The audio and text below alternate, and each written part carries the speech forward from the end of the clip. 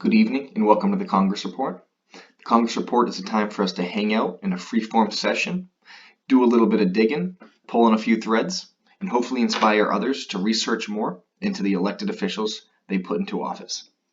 Today we're going to be covering Carolyn Maloney, who is a Congresswoman from New York.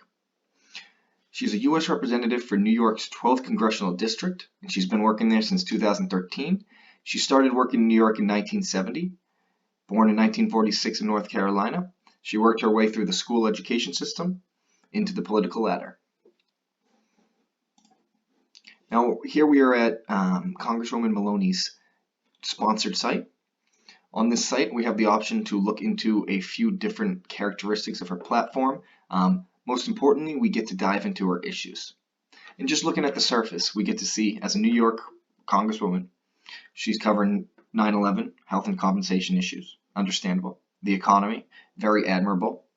Gun safety, I would question that one a little bit. I hope she's training and enforcing citizens to practice their rights in a safe and responsible way.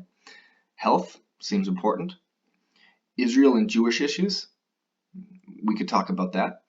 LGBT rights, as a Democratic candidate, it seems like that's a platform you want to promote. Ensure you get as many votes as you can.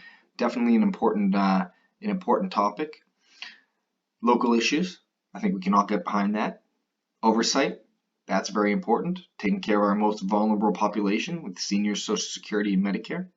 And women's issues, similar to the LGBT, a prominent Democratic position right now. Now, you hear me use the word Democratic. My goal is not to be divisive. I want to be as neutral as possible. I do believe that this is a dichotomy that has been created, and we do not want to fall into that trap. However, I think one thing that really stands out as an American elected official is the fact that on her front page of issues, she covers Israel and Jewish issues. So, let's dig deeper into that for today.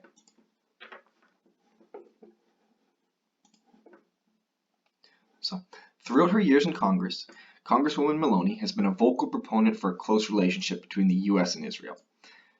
Israel is a strong American ally and is the only real democracy in the Middle East, she claims. She has stood with her constituents to support Israel at rallies in her district as well as the floor in her house. So, one of her first points is maintaining a strong relationship. So, she claims that Israel has withstood decades of attacks, never engaged in them, and yet has managed to maintain a flourishing, free and open, multicultural society that is on the forefront of many technological and medical breakthroughs. So let's start with this free, open, multicultural society. As you know, Benjamin Netanyahu is the Israeli Prime Minister. He caught a lot of flack, rightfully so.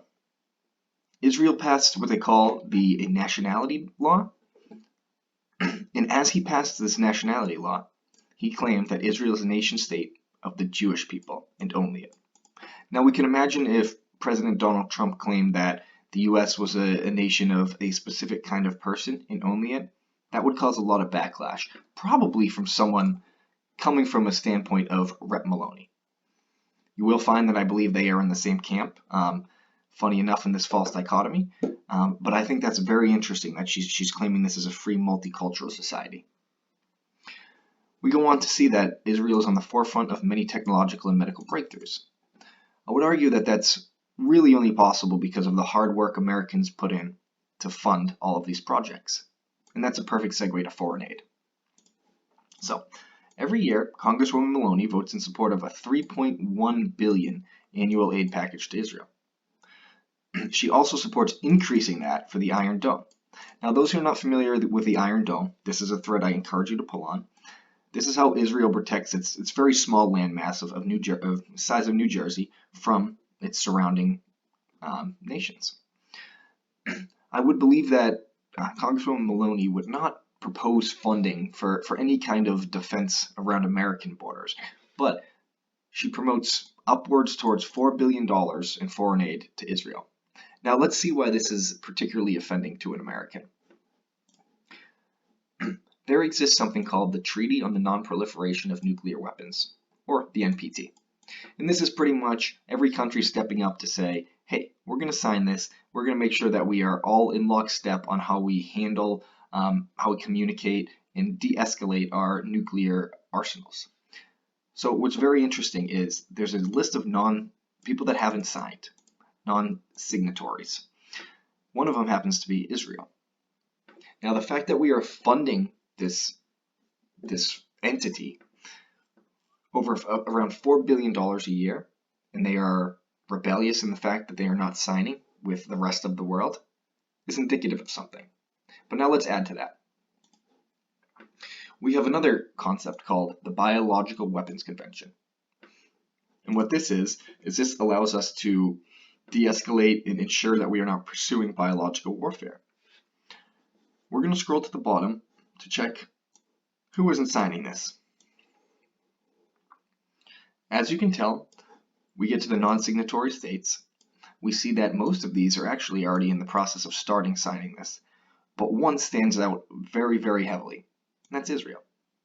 There's no action expected in their future, meaning that the $4 billion, 3.1 plus the increase that we're spending and giving to Israel is directly supporting biological warfare advancements for the entity of Israel. So I think that's interesting. I think as an American, that's a thread I encourage you to pull on. This is one of our elected leaders representing us, doing some really funky stuff. So let's look at another stance under the Israeli and Jewish issues. The next is ensuring Nazi war criminals do not receive Social Security benefits.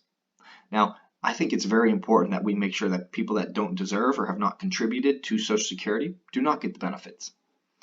However, she's really gung-ho on dozens of known war criminals who have received millions of dollars in Social Security since the Holocaust. So, let's look at where she does want to spend some of that money. As you guys know, we are in the midst of coronavirus, COVID-19. It's crippled our economy. It's hurt a lot of people. People are living paycheck to paycheck, or worse. So, what have they unanimously passed during COVID? They've passed a $10 million bill over the next 5 years to encourage and educate people on the Holocaust.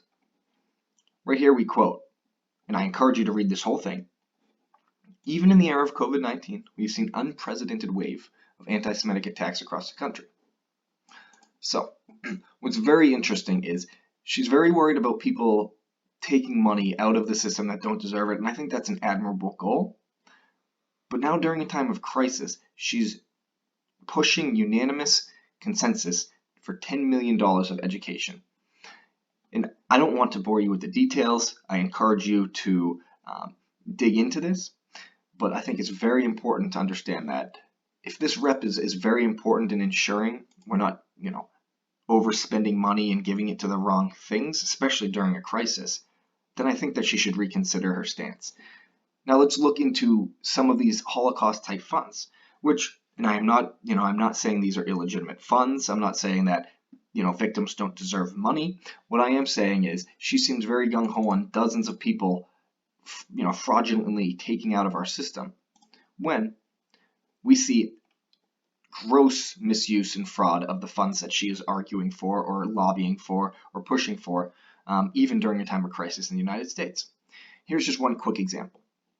This is an example of a Toronto woman who pleads not guilty, funny enough, to Holocaust Fraud Fund. A woman named Luba Kramrisch of Toronto has been charged in the U.S. with being part of a scheme to defraud the Holocaust Survivors Fund. She pleaded not guilty. Now, if we look, there's an estimated $60 million siphoned from the fund, and about $6 billion, very interesting number, has been paid to 450,000 people. Now, I can guarantee you that there are more than dozens of people who are misusing this fund, and you can look at sources on every side of the aisle that validate that. Another thread to pull on, please do. So next we're going to go to some low-hanging fruit. It looks like Congresswoman Maloney would like to facilitate a two-state solution. So let's just read her verbiage here. The United States should use its diplomatic and development tools to encourage Palestinian leaders to recognize Israel as a Jewish state and end terrorist attacks on Israeli civilians. So there's no recognition of Israel performing terrorist or or very hurtful acts to Palestinians, it's almost like you have two children, both of them fighting, both for the sake of neutrality, both at fault, and you talk to one of them and say, hey, you owe the other kid an apology. It just doesn't seem right. We can also look at the fact that Congresswoman Maloney has really pushed for the recognition of the Golan Heights as an Israel territory. Now, I know that's a Syrian territory, not Palestinian, but you can look into her issues. They're all on her website, and it's very clear that she's pushing for the expansion of Israel in the Middle East. Now, try to keep this video as short and close to 10 minutes as possible. We're going to cover one more piece, and we're going to look at her stance as an American representative fighting anti-Semitism, which I think it's important to make sure that we don't fester and spread hate in the United States. But I think what you can do is you can actually create a more contentious or tense situation when you overcompensate. So right here, there's something called the BDS, the Boycott, Divest, and Sanction Movement. And this is a very American-based movement in the fact that it's our right to protest and boycott. And what Congresswoman Maloney is doing is making sure that us as Americans do not have the right to boycott, divest, or sanction Israel. Now, what's really funny is if you go to congress.gov, you can look at the dates in which this was introduced. This was introduced in the Senate on January 3rd, 2019, just when we were under a government lockdown. So what's very funny is we have a good time as a country passing bills through for the defense of nations that aren't ours. It's fascinating. So we'll go into her stance right here, and we see that Maloney leads congressional effort against boycott of Israel. Let's see what that led into, and we'll look at right here. As of January 2019, 27 states have passed various anti-BDS movements.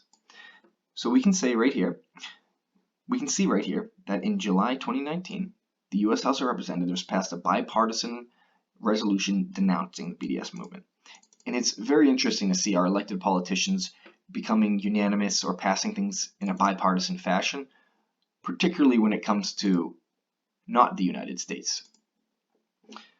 What we will do is we will be able to cover Brad Schneider, who is an interesting character, seems very aligned with the interests of Congresswoman Maloney. So now, to cap off our Congress report for the day, I encourage you to look into Representative Carolyn B. Maloney. I encourage you to look into her issues. I encourage you to understand or question whether or not she is for the American people or a representative for another place. Thank you very much for joining. Please join us in the next Congress report.